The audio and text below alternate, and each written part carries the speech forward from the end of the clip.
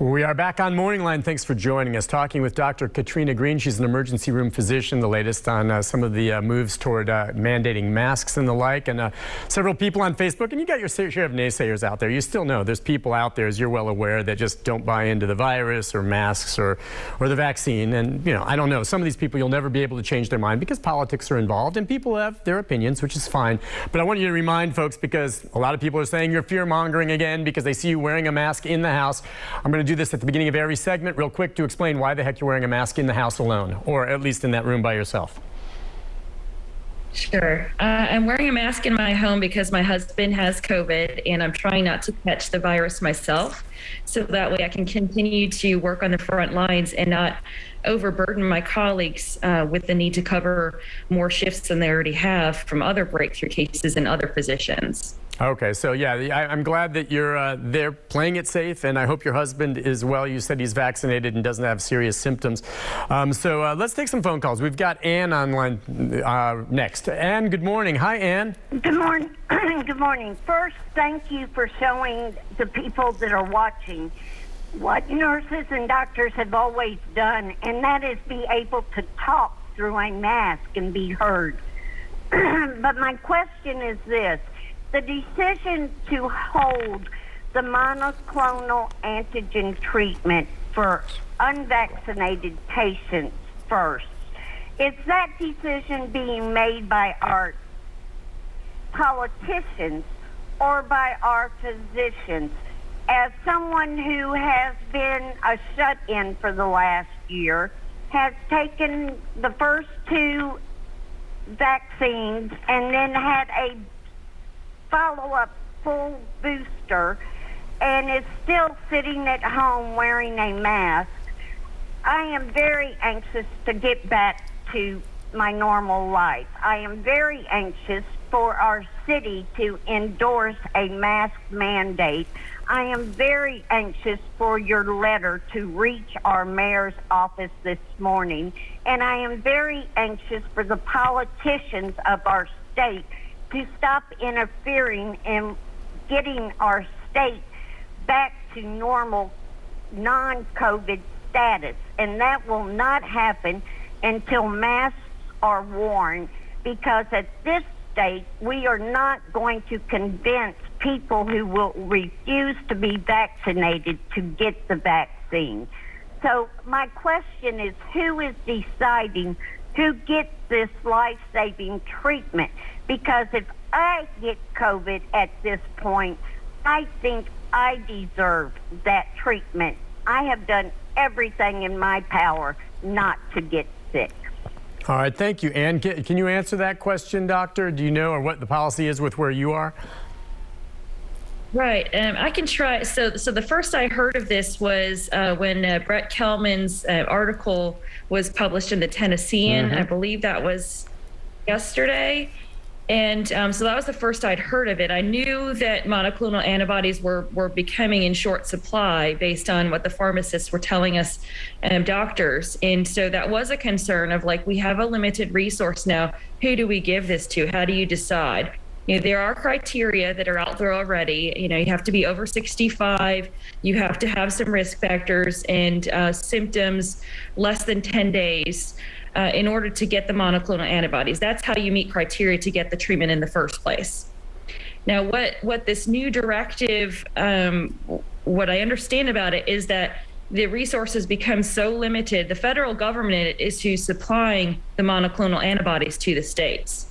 And the southern states in particular are sucking that resource away from others in the rest of the country because of how bad the COVID situation is, not just in Tennessee, but all the states surrounding us. But Tennessee in particular, the National Institute of Health has said, is using up so much more of that resource. And so the federal government is going to be sending us less of that. And this is what I'm understanding from what I read in Brett Kelman's article. So we're going to be getting less of a limited resource sent to us. And so a decision had to be made of who do we give that to. And so it sounds like the decision came from Dr. Piercy and the Tennessee Department of Health. But I we might have to ask her about that in more specifics. So I don't think it was a political decision. I think it's a decision based on who do you give this limited resource to? Now, I'll tell you, I'm not happy about this decision. I'm not happy that we've gotten to this situation where we are rationing care. I was afraid we would get to this point based on, our vaccination rates, based on our case rates, based on how bad the situation here is Tennessee. We topped the country and the world in cases just a week ago. And 2 days ago, I believe we were number 2 in the country for cases. So, we've just let it spiral out of control here in Tennessee. We don't have enough people vaccinated, and we have limited resources. So now the science shows that vaccinated people tend to not get as sick. So they're less likely to need the monoclonal antibodies than someone who's unvaccinated.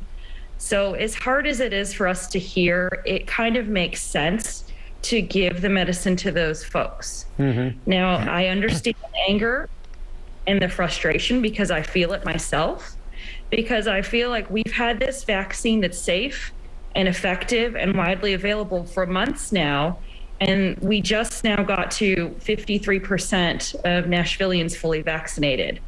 So we have a lot farther to go in the course of this before, we're safe and this is over.